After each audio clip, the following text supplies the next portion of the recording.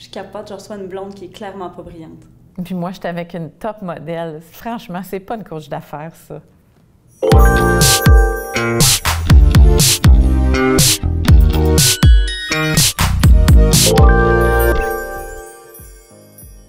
Bonjour, Mélissa Normandin-Roberge, entrepreneure, conférencière, coach et experte en paillettes. Avant d'aller plus loin, je vous invite à visiter mon site internet, le www.melissanormandinroberge.com. J'ai le grand bonheur d'accueillir quelqu'un pour qui, en fait, je suis comme un peu tombée en amour avec. J'ai comme eu un gros crush pour cette femme-là, qui est une femme que j'admire beaucoup, qui est une femme qui a un parcours absolument incroyable. Janie Duquette, bonjour. Merci, mon Dieu, ça me touche. On nous dit souvent qu'une des choses qu'il faut qu'on apprenne à faire, c'est recevoir. Alors, je reçois ce que tu me dis avec beaucoup de gratitude. Merci, Mélissa. Reçois-le parce que vraiment, je t'ai vu en conférence. En fait, je te connaissais évidemment par les médias, mais sans nécessairement t'avoir vu. J'avais pas lu non plus ton premier livre, mais tu es venu vraiment me chercher beaucoup sur la condition féminine. Je pense que tu remets le féminisme au goût du jour et à l'ordre du jour, parce qu'on a un peu un préjugé face aux féministes et au féminisme en général. Mais tu arrives avec tellement ton concept à toi qui est, et c'est sûr que ça venait me parler, le mot briller, donc de laisser sa lumière aller. Puis tu as un parcours incroyable, je le disais d'entrée de jeu. Tu as été avocate, PDG aussi d'une grande entreprise. Peux-tu nous parler un peu de ça en premier? Alors, oui, bien, moi, en premier, là, je suis une petite fille de Coteau-du-Lac avec des posters de Duran Duran dans ma chambre, qui rêvait de show business.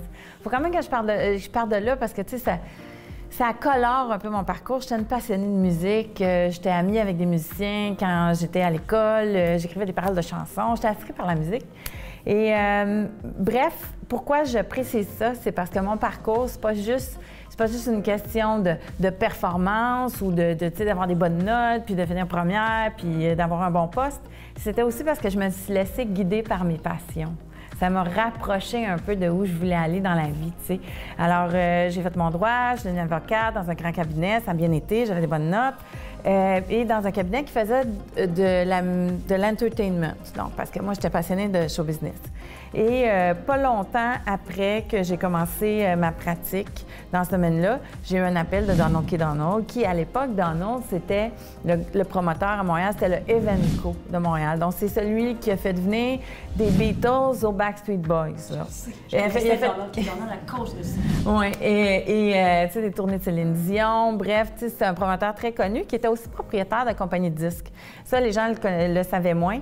Et quand il a vendu ses compagnies de promotion de concerts, il a décidé d'être actif dans ses compagnies de disques. Puis Donald, c'est vraiment un entrepreneur en série. OK? Donc, il y avait plusieurs initiatives, il faisait plusieurs investissements. Et là, à un moment donné, il y avait des questions. Il voulait avoir les droits sur le banc de la chicane. Et je reçois un appel au bureau. Moi, je ne le connaissais pas. Je travaillais déjà pour son entreprise, mais pas directement avec lui. J'avais fait quelques contrats pour eux autres. Puis là, il m'appelle et dit, je voudrais que tu m'aides dans ce dossier-là. On a réglé ce dossier-là rapidement. On était un bon duo. C'est un dossier qui aurait pu durer longtemps, qui aurait pu être compliqué, mais grâce à... Lui, il avait du flair, puis il avait, mon Dieu, il avait le goût du risque, là. Il n'avait pas peur du risque. Puis moi, bien, j'étais efficace, je travaille vite quand c'est le temps. Fait qu'on a réglé ce dossier-là en un mois, puis quand c'est terminé, il m'a offert de devenir PDG de son entreprise.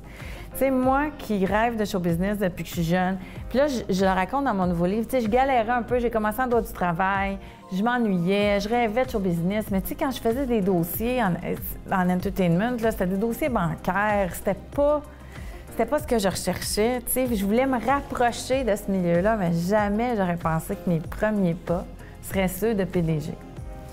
Et c'est là que dans ma grande naïveté, évidemment, j'ai dit oui. Puis, fast forward, là, ce qui m'a donné envie d'écrire, ce parcours-là que j'ai fait pendant 15 ans. Donc, je travaillais avec La Chicane, Baume Desjardins, Danny Bédard, Corneille, Jonas, ça, c'est ceux qu'on connaît. C'est pas tous les artistes avec lesquels j'ai travaillé qui ont eu des carrières que les gens ont connues, mais ça, c'est ceux qui connaissent. Donc, j'ai travaillé avec tout ce monde-là. Ce qui m'a donné envie d'écrire, c'est que moi, j'ai pas eu à lutter pour accéder au pouvoir. Hein? Je l'ai eu quand même assez vite. J'avais 28 ans quand j'ai été nommée PDG de l'entreprise. Mais j'ai compris que l'enjeu, c'est le garder. Puis c'est comment le garder, puis comment se démarquer. Puis on parle beaucoup aux femmes, accéder au pouvoir, accéder au pouvoir. Ce qui était, je pense, l'enjeu des féministes dans les années 60, dans les années 70, les filles voulaient sortir de la cuisine, voulaient sortir de la maison, voulaient rentrer sur le marché du travail et il fallait qu'ils se battent. Il a fallu qu'ils se battent pour faire leur place. Puis, c'est sûr que ce concept-là du féminisme est dur pour certaines personnes. Ils se disent c'est dépassé, puis... parce que, disons, là, je vais faire une image, mais la forêt, là, ces filles-là, là, ils l'ont abattue. Arbre après arbre. Ils en ont fait de l'espace. Puis c'est vrai qu'il y a encore des arbres à abattre, puis il y a encore des choses à faire, mais on va passer tout droit si on ne se pose pas la question qu'est-ce qu'on fait une fois qu'on l'a entre les mains, le pouvoir? Et la première chose que j'ai remarquée, moi, quand c'est arrivé, c'est que Dieu sait qu'il ne faut pas faire la même chose que nos collègues masculins. Sinon, on sert à quoi? Parce que c'est sûr que quand les femmes sont rentrées sur le marché du travail, il a fallu qu'ils se déguisent en gars pour montrer qu'on est capable de faire comme eux, pour faire notre place. Mais on n'est pas comme eux. Puis on va beaucoup mieux compléter le portrait si on agit avec nos différences pour être complémentaires avec les hommes. Fait que oui, c'est pas la première fois qu'on me dit ça, c'est-à-dire que moi, je me considère comme féministe, mais je propose une nouvelle, pas une nouvelle, mais une autre façon de voir le féminisme. Tu sais, moi, je pense que toutes les féministes ont leur rôle à jouer. Je suis pas contre. Moi, je pense pas comme... On n'est pas obligé de toutes penser à la même affaire parce qu'on est des filles. On n'est pas obligé de toutes s'habiller pareil parce qu'on est des filles ou faire la même chose. Je pense qu'on se complète. Je pense que chaque personne a son rôle à jouer. Chaque personne brille d'une façon différente. Puis chaque fille qui brille d'une certaine façon nous donne de la lumière à toutes nous autres. C'est pas parce qu'elle nous ressemble pas qu'elle nous aide pas. C'est le côté paillette, ça. Ça, c'est le côté paillette, puis mais c'est mon côté solidaire aussi, tu sais, dans le sens où, oui, c'est vrai que la formule de féminisme que je propose est différente, mais je juge pas ce qui a été fait, puis ce que d'autres continuent à faire pour nous. On travaille tous ensemble, tous pour la même chose. On aspire à une certaine égalité, mais moi, j'aspire à une égalité. Pourquoi? Parce que je pense qu'en étant partenaire avec mes collègues masculins, on peut mieux contribuer qu'en se battant avec eux autres. C'est pour ça qu'on a besoin de femmes pour faire la paix. C'est pour ça qu'on a besoin de femmes pour voir les choses d'une façon différente, peut-être amener d'autres façons de régler les problèmes. Tu as une image très féminine, on faisait des blagues tantôt avec l'image, parce que c'est ce qui vient me chercher beaucoup, en fait, dans l'entrepreneuriat ou dans les femmes qui ont du pouvoir. Une fille doit parfois se cacher ou doit parfois peut-être changer physiquement ou dans sa façon d'être, dans sa façon de se tenir, parce que ça peut faire peur, ce côté-là. Ça peut même des fois amener un préjugé facile de « elle n'est pas intelligente » ou « elle a fait peut-être des choses pour accéder à ce pouvoir-là » ou « elle se la joue comme ça ». Tu sais, c'est un enjeu, ce qu'on a l'air, OK? C'est un enjeu qui n'est pas nouveau. C'est un enjeu qui n'est pas nouveau. Moi, j'étais à l'époque, j'étais avocate dans un grand cabinet quand Ally McBeal est arrivée. Ça, c'est un moment important. Ça a l'air de rien, mais ça a été un moment important pour nous autres parce que jusqu'à Ally McBeal, on était encore déguisés en comptable masculin là, quand on était au bureau. Puis, tu sais, pourquoi on a fait ça? Pourquoi on s'est masculinisé? En tout cas, de nos jours, on ne se posera pas trop la question. Souvent, c'était pour ne pas rentrer dans la séduction, pour s'éviter bien des problèmes, etc., etc. Mais ça faisant, quand on se déguise pour faire notre travail ou pour s'accomplir, on n'est pas authentique. Puis quand on n'est pas authentique, on n'a pas autant d'impact que si on est carrément sur notre X. Donc, si t'es girly, t'es girly. Si tu t'habilles différemment, l'important, c'est d'être toi-même et d'être confortable avec ce que t'es. Moi, c'est vrai que, tu sais, moi, je le raconte dans mon nouveau livre, je me suis déguisée en gars beaucoup au début de ma carrière, que ce soit dans les cabinets d'avocats, puis que ce soit comme productrice, pour fitter, pour m'entendre mieux avec eux autres, pour pas séduire. Mais j'ai jamais changé ma façon de m'habiller ou ma façon d'être girly, de prendre soin de moi, de me trouver belle quand je pars parce que ça me donne de la confiance, parce que je me regarde puis je trouve que ça a l'air professionnel. Tu sais, je trouvais ça. J'ai jamais changé ça. C'est pourquoi? Parce que les préjugés, j'ai utilisé en ma faveur. Parce que si je rentrais dans... Particulièrement, moi, j'ai fait beaucoup de démarchage à l'international. Puis, tu rentres dans un bureau... sont convaincus de ce que tu as dit tantôt, que je suis pas intelligente. Puis comme ça donne que je le suis un peu, c'est l'effet de surprise. Ouais. J'aimais l'effet de surprise que ça créait, l'espèce de respect que je voyais apparaître dans l'œil de la personne qui était devant moi. À quelque part, j'aimais ça les convaincre. J'aimais ça les convertir. Tu sais, je trouvais ça le fun, cette espèce de challenge-là. Cette difficulté-là d'être une femme d'ambition, d'être une femme professionnelle, une femme qui veut une carrière, versus le côté amoureux, la place qu'on doit laisser, en fait, à un conjoint ou à une sphère plus personnelle. Comment est-ce qu'on gère ça? Il y a deux... j'ai écouté The Crown. As-tu vu ça, The Crown? La reine d'Angleterre, quand elle devient reine, puis le rôle de son mari. Puis ce que ça a comme impact sur la relation du fait que c'est elle qui est la reine. C'est elle qui a le pouvoir. Puis c'est elle qui prend des décisions, puis des fois, il n'est pas d'accord. C'est assez dévastateur. Tu sais, on n'est pas fait comme ça quand même sur sa relation. Tu sais, je trouve que la réflexion que ça crée de les voir aller, là, tu sais, c'est pas naturel, tu sais, qu'un homme va supporter la femme qui est dans la lumière. Fait que, tu sais, je te dis pas que j'ai une solution, là, c'est un constat. Je regardais aussi Lady Gaga, tu sais, dans son dernier documentaire, qui a une carrière extraordinaire, mais dont la vie amoureuse est complètement... au moment où elle tourne le documentaire, ça va pas bien. Ce qui me ramène à moi, bon, parlons de moi un peu. Je niaise, mais tu sais, moi, tout était dans mon travail. Puis j'étais prête à... On dirait qu'au début, j'étais prête à ce sacrifice-là. C'est que je comprenais que moi, j'aurais eu besoin d'un gars qui allait m'épauler. Je le savais qu'il n'y a pas un gars qui allait jouer ce rôle-là. C'est qu'on n'était pas rendu là. Tu sais, moi, à la limite, là je pensais, là, j'inversais les rôles. Je me disais, moi, ça me prendrait un gars à la maison. Tu sais, ça n'existe pas. Fait que je me posais pas trop de questions sur mon célibat, dans le sens où je me disais, tu sais, je suis une formule pas attrayante, j'ai des grandes ambitions, j'ai une carrière, j'ai un horaire de fou, je fais pas de petits plats maison, j'ai pas le temps. Donc, je me formalisais pas de tout ça, sauf qu'à un moment donné, il y a eu plein d'événements dans ma... Tu sais, je me disais ça dans le feu de l'action, mais dans mon cœur, là, dans le fond, là, j'en voulais de l'amour.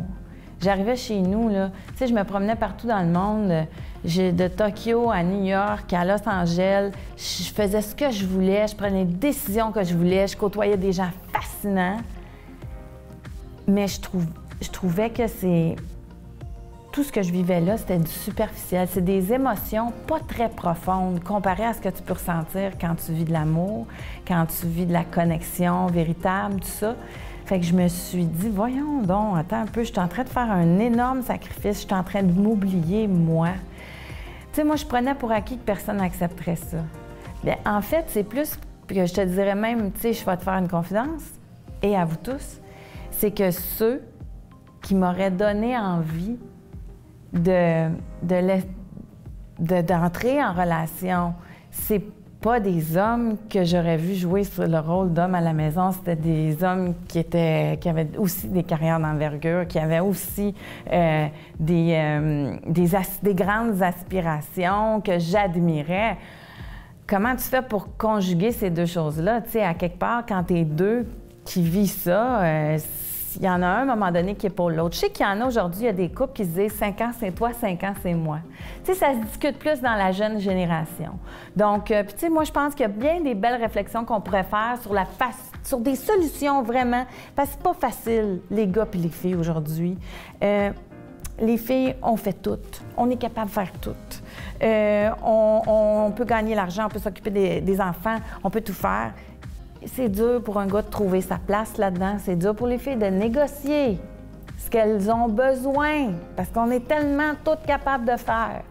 Fait qu'en tout cas, tout ça pour dire que pour moi, à un moment donné, j'ai pris conscience que ça allait être important pour moi. Puis je le raconte dans les 7 listes du leadership féminin, j'ai juste décidé de devenir ma propre priorité parce que ma vie, moi, j'étais importante.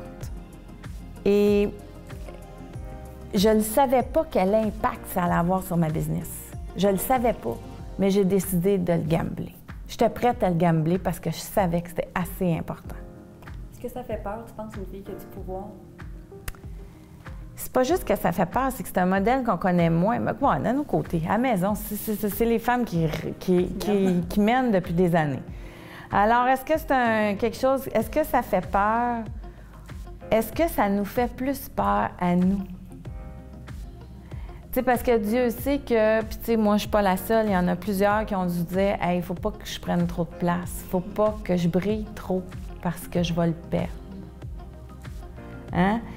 Lady Gaga a dit dans son documentaire, à chaque fois que j'ai une grande nouvelle, à chaque fois que je score le Super Bowl, à chaque fois que j'ai le gros film, je joue dedans, je me ramasse, puis je perds ma relation, je perds.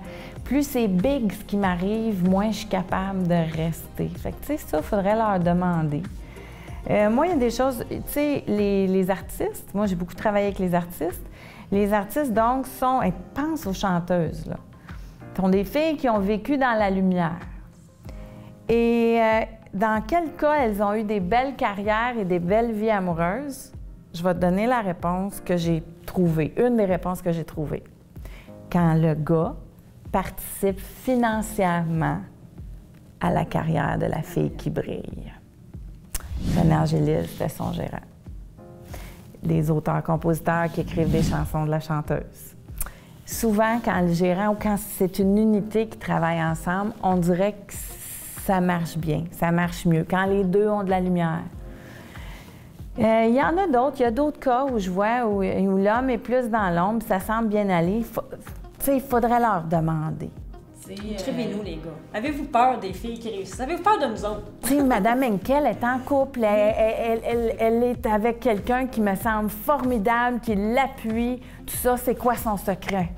Absolument. Alors, tu sais, parce que oui, c'est clair que c'est une question qu'on se pose. Si je prends trop de place, est-ce que je vais sacrifier ma vie amoureuse? Tu es la maman aussi d'une belle grande fille de 6 ans. Oui. Et quel message tu penses qu'il est important de laisser à nos enfants, mais spécialement à nos petites filles?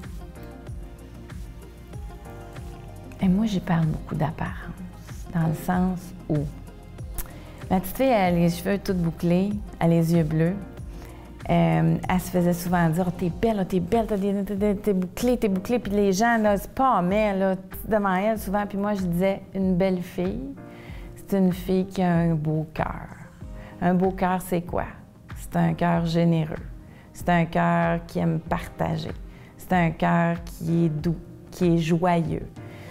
J'essaie d'y parler de ça parce que Dieu sait que le culte de l'apparence, parce que, tu sais, c'est une affaire, je suis pognée avec, là. Je te le dis que je suis une contradiction, là, moi-même, là. Mais je trouve ça dur d'être une jeune fille aujourd'hui. Par rapport à tout ce qui est devenu la norme. Je te parle de la norme, là. Les faux cheveux, les faux yeux, les faux cils, les faux... C'est la norme. À mon époque, quand j'étais adolescente, je veux dire, les faux ongles, là, c'est presque personne qui avait ça, là, maintenant. On y va toutes. Tu sais, là, les faux cils, on y va toutes. C'est parce que ça prend combien de temps, ça? C'est ça, l'affaire qui est pas juste. Parce que le gars qui s'en va au bureau, là, il se lève, prend sa douche, s'en va au bureau. La fille, elle perd 2 heures de plus par jour, des fois. Juste pour ça. Après ça, il se demande pourquoi il avance plus vite dans notre carrière. Non, mais pense-y, tout le temps qu'on passe là-dessus, tout le temps que les jeunes filles passent là-dessus, ils dépensent en plus, ils dépensent beaucoup d'argent, puis pendant que les gars améliorent leur leadership, ils sont dans des clubs d'entrepreneurs, ils se font des contacts, ils font des sports, ils sont beaucoup plus... Tandis que la fille, pour être acceptée, pour être dans la norme, ça y prend 1 heure, 1h30 de plus. Puis écoute, si j'avais 14 ans aujourd'hui, ça me prenait 1h30 à l'époque. Aujourd'hui, puis tu sais, il n'y avait pas toutes les... Tu sais, à la période où tu t'es tout croche, là, fait qu'au moins, tu prends ton temps, tu te sens tout croche, fait que tu essayes d'avoir l'air un peu pas pire, tu sais. Je me dis, mon Dieu, que c'est dur d'être une petite fille aujourd'hui. Fait que j'essaye, moi... Tu sais, écoute, à 6 ans, elle a déjà commencé à me dire « Maman, j'aimerais ça avoir les cheveux raides. » Oh my God, ça commence déjà. Tu sais, fait que je me dis... Fait que j'y parle de ça, j'y parle des qualités de cœur. Puis je la laisse aussi me parler des choses qui sont un peu flyées. Oui. tu sais, je trouve que les enfants, si on les laisse parler, peuvent un peu... Tu sais, moi, elle me pose des questions sur la mort, elle me pose des questions sur l'infini, elle me pose des questions sur qu'est-ce qui se passe dans le ciel. J'y laisse me parler, tu sais, plutôt que de casser ses rêveries, je la laisse aller dans ce qu'elle a envie de me proposer, ce qu'elle a envie de croire. Puis de par ton vécu, si tu laisses un méchant beau message, rêve. Rêve. Tu peux rêver. Tu sais, les arbres, c'est nos amis. Oui. Et oui, ils sont là, on peut leur parler, ils nous protègent, ils nous donnent de l'oxygène. Fait qu'on a nos arbres ici, là, on a nos arbres préférés, on va les voir. On peut leur faire un câlin. J'aime ça nourrir son imagination. Évidemment, je ne peux pas m'empêcher de terminer en te posant cette question-là, mais c'est quoi ta paillette à toi, Jannie Duquette? Oh, parle-moi de ça, une paillette. Ta paillette, en fait, c'est ce qui fait que tu es unique, que tu es différente, puis que tout de suite, on peut te remarquer. Pas te remarquer à outrance, mais que ça fait que c'est Jannie Duquette. Mon Dieu! Moi, j'étais la bolle qui se tenait avec les bums. Je te dirais que c'est ça. Ça, moi, j'ai toujours été la bolle qui se tenait avec les bums. Pour moi, j'étais destinée à être productrice en musique. Oui, ça. C'est clair. J'étais destinée de travailler avec les artistes, des bandes, tout ça, parce que j'ai toujours trouvé les gens différents, intéressants. Oui. J'ai toujours voulu comprendre ce qui n'était pas pareil. Je m'intéresse à la diversité aussi pour ça. J'aime comprendre ce qui est différent. J'aime trouver ce qu'il y a d'extraordinaire dans chaque personne. C'est ça, la paillette, dans le fond. Chaque personne a quelque chose d'extraordinaire. Il s'agit juste de le trouver. Tu sais, ma job de productrice, moi, c'était de mettre la lumière dessus. Tu sais, j'aime ça, trouver ça dans chaque personne. Puis je m'intéresse à ceux, des fois aussi, qu'on rejette.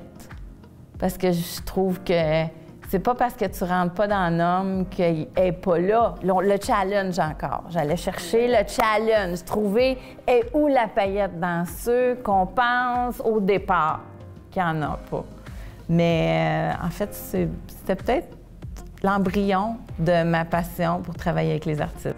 Je pense que tu le fais de toute façon bien avec tes livres et tout dans tes conférences. C'est ça que tu fais, c'est de mettre en lumière quelque chose qu'on n'avait peut-être pas vu avant.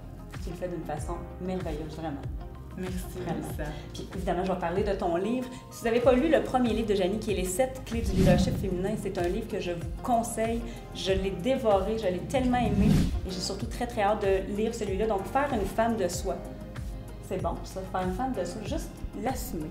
Dans les coulisses du show business, en fait, je raconte l'histoire de celle qui s'est déguisée en gars. Mais la vie nous envoie toujours ce dont on a besoin. Alors, je raconte ce qui a fait que je me réveille un matin puis que je me suis dit « Oh my God, c'est fini le déguisement. Je suis pas Superwoman. Je me suis rendu compte que j'étais Superman. J'adore. C'était pas ça que je voulais être. » Alors, vous allez voir dans le livre, je vends pas le punch, mais vous allez voir ce qui s'est passé. Merci beaucoup, Jannie. Merci. Ça a été un réel bonheur. Merci beaucoup. Fait que clairement, t'es pas une vraie blonde.